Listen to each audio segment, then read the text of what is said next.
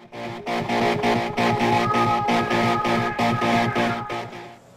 Wildfire, I'm Daryl, this is my co-teacher Crystal, and we just led Building on Butterflies. This is a beginner to intermediate level class, and we started the class by looking at some of the places we can spin our poi. Down low, in the middle, in front of our face, up high, drop it behind. 9 square theory tells us we can put it here, here, here, here, here, here, here, and here. But there are other places, here behind the shoulder, here under the armpit, or even throw it back over the shoulder. And then down here at the hip position, we've got the hip position in the front and the back.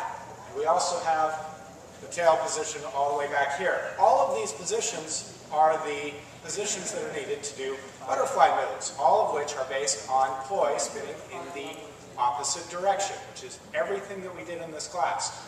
Moves that are in the opposite direction can all transition into each other. Everything in our class can transition into everything else in our class, and we looked at some of that.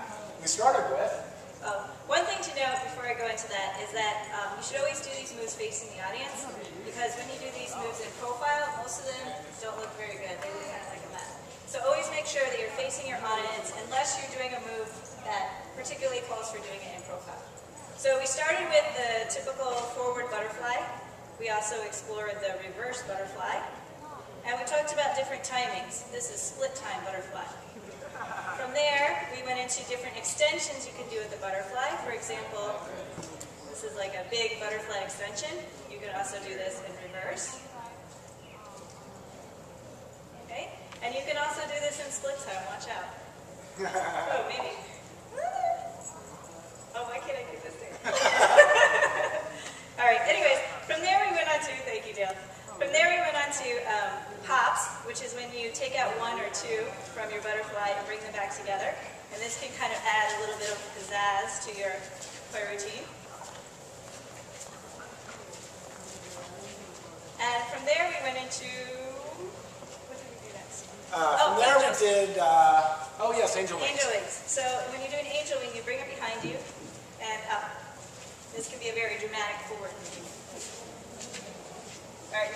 Then we looked at Mexican weaves. You can do them over your head, or you can do them way up high.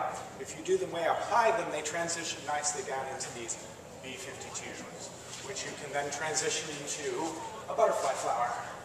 This is a nice example of a sequence of all moves that are same time, opposite direction poi. Okay, from there we explored the hip region, where if you make 2 beats before and in front of you, you can make a jammy. And this is a nice move for moving around. And if you speed it up to 1 beat, you're working in hip reels. Thread the needle. And then we threaded the needle. Thread the needle is done by taking the hand that's on top in your butterfly and pushing it forward and then snapping it back at the last second so they don't collide. This can, of course, also be done in reverse butterfly. And for the especially daring, at the very end, we covered 4 beats, split time, thread the needle. Thanks a lot, Wildfire. See you next time.